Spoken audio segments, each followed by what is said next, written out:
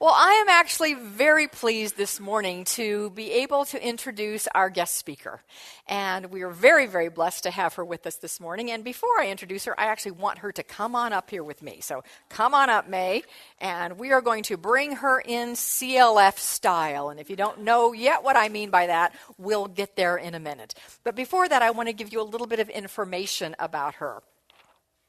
So May has learned much of what she knows about business from growing up as the youngest of 10, count them 10, children in Hawaii. Differentiating herself in the shadow of her 9 siblings required her to develop and use the sales and negotiating skills that she is famous for today. May has become the quintessential serial entrepreneur starting at the age of 6 when she got her first lesson in food inventory shortage as her brothers literally ate her profits. They really did. Over the past 34 years, May has used spiritual practices to grow 6 successful businesses in a variety of industries, with the largest having more than 250 employees and over $100 million in annual revenues. May is a member of the Center for Creative Living, Center for Spiritual Living, creative is good too, Center for Spiritual Living in Seattle, and has been a grateful student of Ernest Holmes, Emma Curtis Hopkins, and other New Thought teachers, as taught by Dr. Reverend Kathy Ann Lewis and May's sister, Reverend Sharon Ramey. May now travels the world on purpose, which is to elevate prosperity and freedom for all. And she shares spiritual success principles through her best-selling book, The Path to Wealth. May is here today to emphasize the importance of connecting with the Spirit as your source of intelligence and abundance to achieve greater levels of success, happiness, and freedom. So let us bring her in the CLF way. So May, come on into the center of the room. You're going to get your hands energized with love. Energize them. Intentionally put love in your hands and then send that out to her. And if you will, repeat after me. May, I am glad you are here. May, I am glad you are here. I open my heart and my mind to your wisdom. I accept today the gifts you offer. Welcome to CLF. You're welcome. Okay, I don't need anything else ever. That was so beautiful. Thank you so much for having me. Before we get started, can I just see a show of hands of anyone that might like to have perfect health?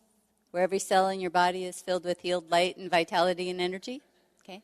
Would anybody like to have harmonious relationships with family, friends, coworkers, neighbors? No? Okay. How about, is there anybody out there that might like to have more money and freedom to do whatever you want? Okay, God, we're all in the right place. And if you didn't raise your hand at all, during your next 25-minute meditation, would you all keep us in prayer? Okay, because I want to talk to you after, because I want to know your secret. I'm so grateful to be here. It's true that I am a member of Center for Spiritual Living. I actually became a member there because I sort of travel around following my sister wherever she goes. And she ended up at Center for Spiritual Living and became a minister and runs the business ministry at Center for Spiritual Living. And Dr. Kathy Ann Lewis is our senior minister, and she really is training up what we like to call apostles. And what I mean by that is people that don't have any real desire or plans to do what I'm doing today. Yeah. This practice teaches you that you have to get kicked out of the comfortable nest of self-thriving, and you have to share this message with the world. There's something in spirit that just pushes out of you and has to be shared. So I'm your apostle for the day. Okay. While I started attending Center for Spiritual Living in Seattle, the leadership team came to me. I'm a huge believer in the law of giving and receiving. I mean, I don't even think about it anymore. It's like brushing my teeth. I give to where I'm spiritually fed. And the leadership team came to me and said, what are you doing? What are you doing? Because your giving is quite substantial. And I looked at them thinking this might be a trick question. I said, well, I'm doing what you guys are teaching. Is right? And they ended up saying, no, you're doing something different. There's something different because not everybody gives at the same level. So what are you doing? I said, well, I'm a self-proclaimed efficiency expert. I hate to waste time. So what I've done is taken spiritual practices that are taught at our centers, at our New Thought centers, and I've sort of boiled it down to an efficient practice. Very efficient practice. And so they ended up asking me if I would teach what I've been practicing to other people at our center. After about the 500th person that had gone through our class, I was asked to write a book, which again was not to be on my resume. But because in our workshop, which we're having one here today this afternoon, I give everyone a 27-page workbook. Remember, I like to make sure that everything is efficient and that you've got all of the material that you need. But what's not included in those workbooks are the stories, the application stories of how to put this into practice. It's just the how-to. So they asked me to write a book in order to put some of the stories in there. And I'm happy to say that I did. And it seems to be well received, and I'm very happy about that.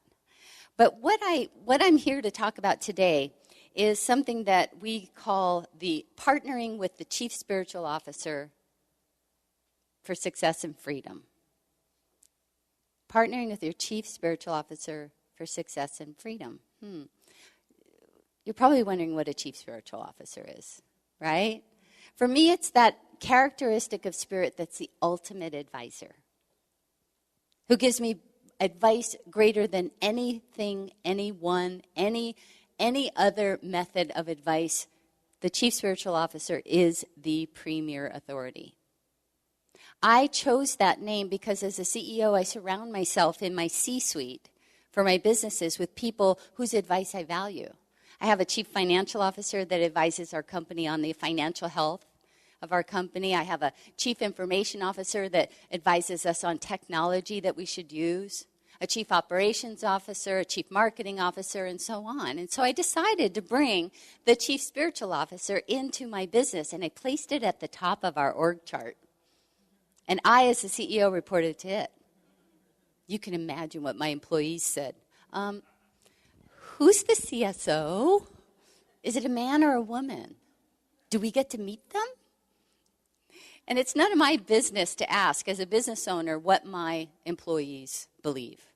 That's their business. That's their journey.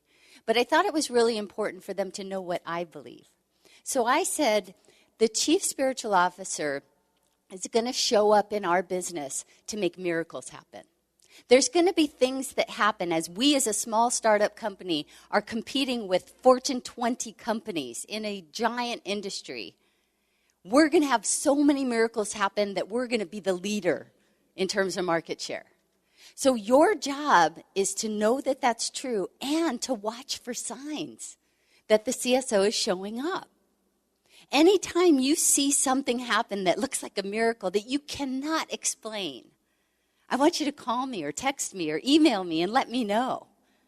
So all the employees are going out every single day looking for this evidence of the CSO operating, and it snowballed. And we, in fact, did become market share leader and had more sales than any of the companies that we competed with. And our customers were so grateful that we were in business that they started telling all their peers to buy from us. Our customers became our salespeople. It was fantastic. We had so many miracles happen that we coined a phrase that miracles were becoming typicals for our company. Well, miracles can become typicals in business, but it can also become typicals in all areas of your life. The CSO actually saved my life. In 1994, I had this picture of my sister's face in my mind's eye. How many of you have ever had like a really strong thought that just seems to fly in out of the blue from nowhere? Yeah, so that happened to me. And I knew, because I'd been practicing this, that meant I needed to contact my sister. So I happened to be close to her office. I finished my business appointment, and I stopped by. She was so happy to see me. She had a computer problem that I could fix for free. And so as I'm sitting there fixing her computer problem at her desk, she noticed this little tiny dot on the outside of my right leg. And she asked me what that was. Well, you heard in the introduction, I'm from Hawaii, and I'm fair. So I told her it was a freckle. She said she didn't feel that it was a freckle, and that I should contact her dermatologist to have it looked at. And just as I was about to dismiss her fear, all right, how many out there get some information or some advice and you think, that's not anything I can use? You ever have that happen? Somebody tells you something, you don't know what you're talking about. I don't need that. Well, I was just about to do that to my sister, and my gut hurt. Have you had that happen? Your gut's trying to tell you something? So I knew that meant I needed to do as she said. So I went to the dermatologist, and he said, it's nothing. It's too small. It can't possibly be anything to be concerned about. Honey, you can just go home. Well, I'm the last of 10 children, and my father was a surgeon. And we were taught when we were kids that surgeons and God are just about on the same level. And that is, we are never to question a surgeon's or a doctor's advice. So I have this belief that I'm going up against, and my gut is hurting again. So I said, I'm so sorry to be disrespectful, but you've got to cut it off. And he barely got one stitch in. I came back a week later to a diagnosis of malignant melanoma, Clark's level 3. The CSO saved my life. How many of you have confidence? You've seen it, you've read about it, you've experienced it, the power of spirit in healing. Yeah? You know that. I mean, I can look at you and know that you are perfect. You are whole and complete. Every cell in your body is filled with healed light, with nothing lacking. I can know that for you without a shadow of a doubt. But somehow, when we try and use that same power for other areas of our life, financial, business, relationships, recreation, time, any of these other areas, we don't have as much confidence sometimes. But I can tell you that you can use it. In fact, let me give you some examples. In business, Bill Gates says often you have to rely on intuition. He believes it's a success tool. And Steve Jobs agreed when he said, you actually have to have courage to follow your heart and your intuition. And Oprah Winfrey has said that she has listened to that still small voice of intuition her entire life. And the only times that she's made mistakes is when she didn't listen. So Steve Jobs, Bill Gates, Oprah Winfrey, Dr. Wayne Dyer, Thomas Edison, and hundreds of other really successful people have said that they've relied on intuition as a success tool. Why aren't we all using it?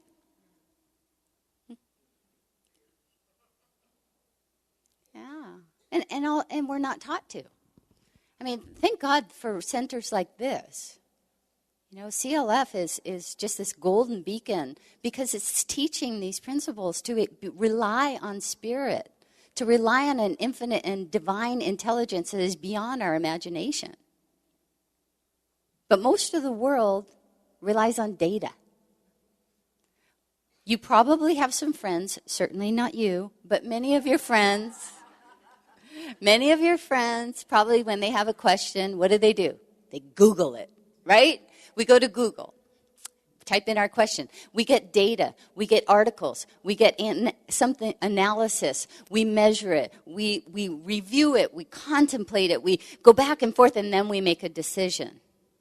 Right? Yeah, we do. This means yes, May. Yeah.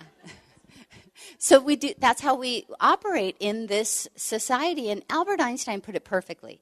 He said that we have this wonderful, wonderful gift, which is an intuitive mind. And we have a very faithful servant, which is our rational mind. It does what we tell it to do. But somehow we've created this society that is honoring and relying on this rational mind, this servant, and has completely forgotten the gift. So I'm here to help you to remember what you already know, and that is that intuition, that the source of intuition, that divine intelligence is a gift, and we can use that power to achieve anything that we want in life.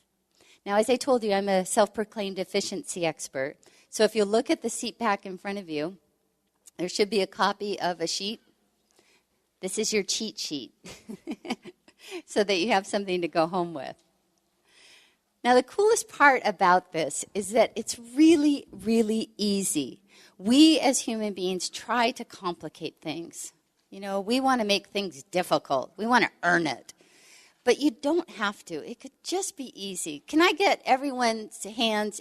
Would you consider the possibility that life could be easier? Okay? Yeah? Okay, good. Because it is. And we're going to prove that. All right. So the first thing that you want to do, I'm just going to share 3 things with you. The first thing that you want to do is recognize that spirit, divine intelligence, infinite universe wants you to do well. It wants you to have everything that you possibly want. It really does. But it stands to reason that in order to give you what you want, it has to know what you want. Okay? It has to understand and know what you want. So your responsibility is figuring that out.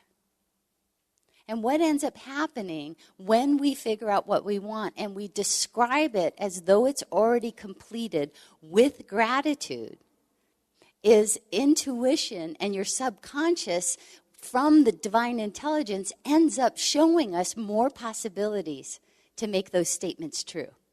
So that's the first thing. Recognize that Spirit wants to help you and that you can help it to help you. The second thing is to create a partnership with it. Now, please let me be clear here. I am not saying that there is any separation. All right, there's one, just one. We are all part of one, right? But we use different names for different characteristics of Spirit, right? We call it love, divine intelligence, universe, power, strength, right? This is yes, May. Okay, so we use different names. So I want you to pick a name for the ultimate advisor characteristic of Spirit and write that down on your sheet. In my workshops, and friends of mine will tell me what their names are, and it's really, really fun. Some call it infinite intelligence. Others, divine mind. Others, Spirit, Holy Spirit, love, God. I even have some that call it Fred. I don't know why. But Fred is the ultimate advisor for those people. So pick a characteristic name and write it down. Now, you have clear roles and responsibilities to follow in this partnership, all right? Your job is to figure out what it is that you want and describe it as though you've already achieved it with gratitude. I am so grateful that I am physically fit and trim, toned, energetic, healthy, in a pain-free body that is eternally youthful and increasingly more beautiful. Why not? Why not? But describe what you want with gratitude. The CSO's job is to create the path for you to get there and give you one step to take at a time on that path. Now, for those of you that are overachievers, or maybe you know some overachievers, this is really hard. This is the part where we get stuck.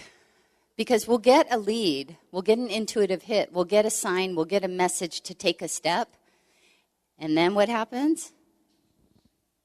Here comes our rational mind. To try and talk us out of it, right?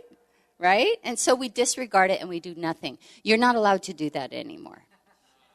You are not allowed to do nothing. You can either take the step that you're led to take or ask for another lead. Just ask for another sign, ask for another message, and it goes like this, Okay, you can all try it with me. Look up. I need another lead. It's really not complicated. It's really that simple. I know you're laughing at me, but it's really that simple. This is how I run my businesses in my life. Hey, CSO, I don't know if that's from you. I need another lead. Let me give you an example. I travel an awful lot. And in my last company, which was in the healthcare industry, I had probably about 150 to 200,000 miles a year of travel, domestic. Right? So I'm in a different city a lot. And I have a routine that I follow. I land in the city, I get my luggage, I get my rent-a-car, and then I drive to my hotel, drop off my bags, and then I go to the closest grocery store that's within, 5 minutes to get my water, my protein shakes, and the supplies that I need for my stay. Okay? So I was in the car ready to go to the grocery store 5 minutes away, and I get this very strong thought to go to a grocery store that's 15 minutes away. So here comes the rational mind. May. Honey, it's 9 o'clock at night in Cleveland. Your appointment is at 8 o'clock tomorrow morning. Yeah, that's 5 o'clock in the morning Seattle time. You're going to be tired. You don't need to be driving in a city in the dark across town to go to a grocery store when a perfectly good grocery store is 5 minutes away. Can anyone identify with this? Yeah? So, in order to stop that, you have to do a figurative stomping of your foot. Stop! Again, it's not very complicated. Stop. Then your intuitive mind can show up. Well, it's really only 6 o'clock in Seattle, even though it's 9 o'clock here. You can't go to sleep anyway. It's too early.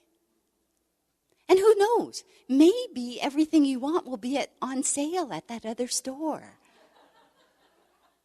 And, driving an extra 10 minutes each way might, the lull might put you more relaxed and make you more sleepy when you get back to your hotel room. Just make the drive, okay? So I did. I drove there, parked the car, and as I'm walking into the grocery store, who should be walking out at exactly the same time? A guy that I had met, a potential customer, a very large customer, that I had met at a trade show 6 months before. And I had been emailing him and calling and leaving messages, requesting an appointment with no answer. Hi, how are you? May, what are you doing here? Oh, well, I'm going to see this health system and this health system and this health system. Really? Your company's grown? Yeah, we've grown a lot, and these are all the customers we're serving. Well, how long are you going to be in town? And I'm thinking, as long as it takes to get an appointment with you. But, so I got an appointment and made a presentation. Now, my goal at that time for revenue was to have an increase in revenue for my business of a minimum of $400,000 in this particular period of time. We're a startup. We're a small company. Well, after we got the contract within that certain period of time, it was valued at over $500,000. So how many of you would, and be honest with me, okay? If your goal is to have an increase in your revenue for your business of $400,000, how many of you would think that the steps you should take are drive across town in Cleveland, go into a grocery store? Come on, does this sound miraculous? Yeah. This is like water coming out of rocks, food falling from heaven, Red Seas parting. You can live like this every day, and achieve the goals that you want. The third step is that you have to commit to partnering with Spirit, and you have to meet with Spirit every day. Every single day. And in the workshop that we teach this afternoon and also in my book, we've got 7 steps that we do every day. It's just 25 to 30 minutes every morning. But we've got 7 steps that we go over, and I don't have time to do that with you today. But what I want you to know is that it's a very, very, very simple process. But you're going to cultivate a relationship with Spirit just the same way you would with anyone else. How many of you have ever heard the phone ring and you knew who it was? Okay?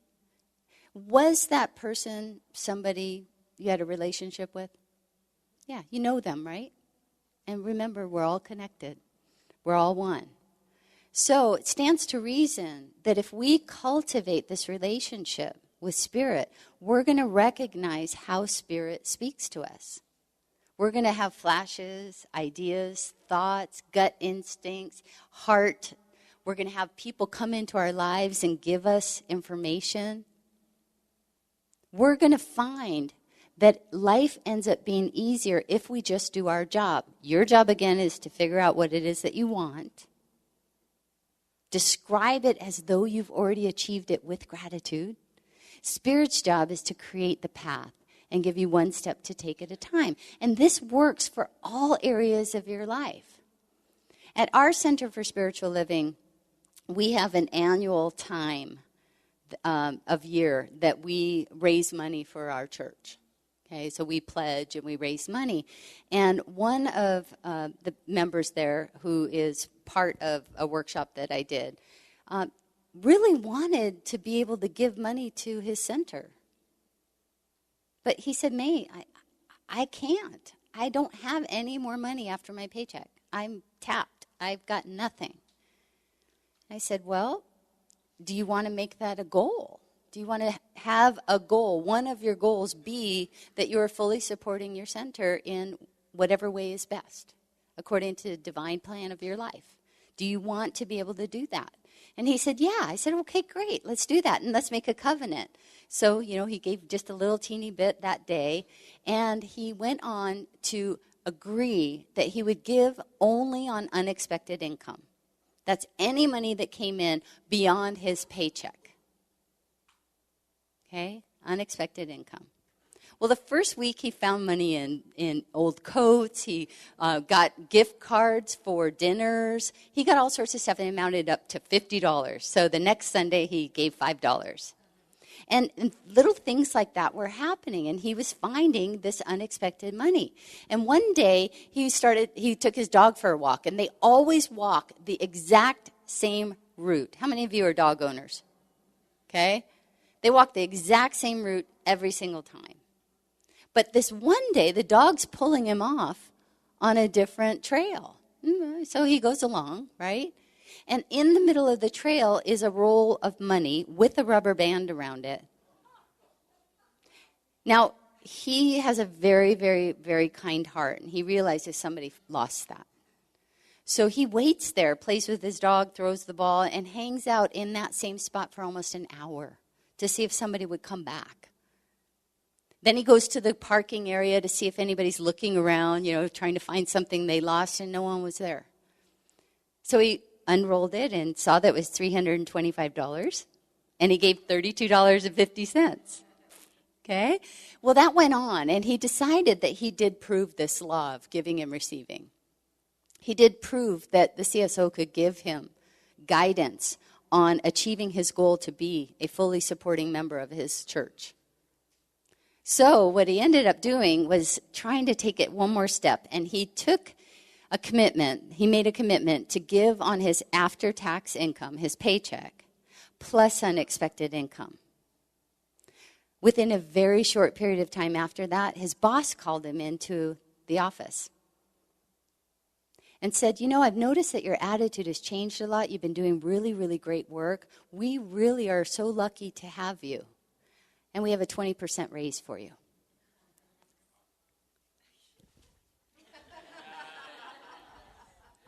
So exciting, so exciting. So he proved this law.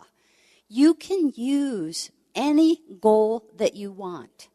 If you want right relationships, more money, perfect health, fun recreation with your family and friends, a wonderful use of your remarkable talents and skills in meaningful ways and being prospered at the same time.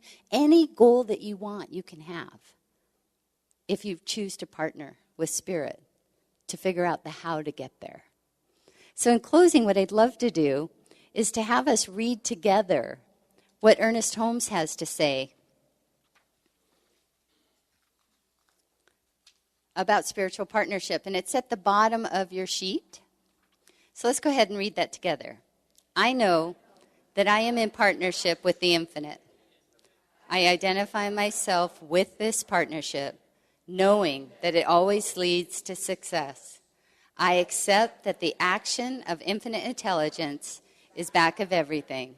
It is always manifesting itself, and it now does so through the thought pattern of success I am establishing for myself.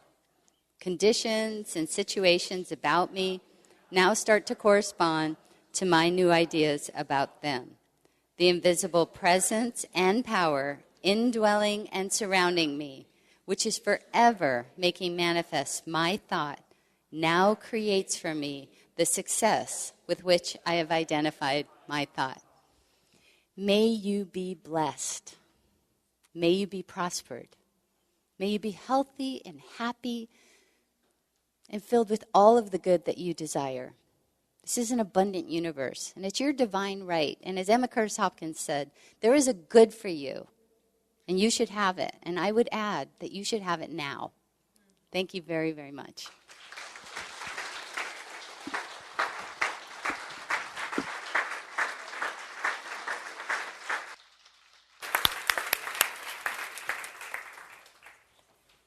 Let's just take a moment to anchor this sweet energy and beautiful message that we've received. Let's anchor it in prayer.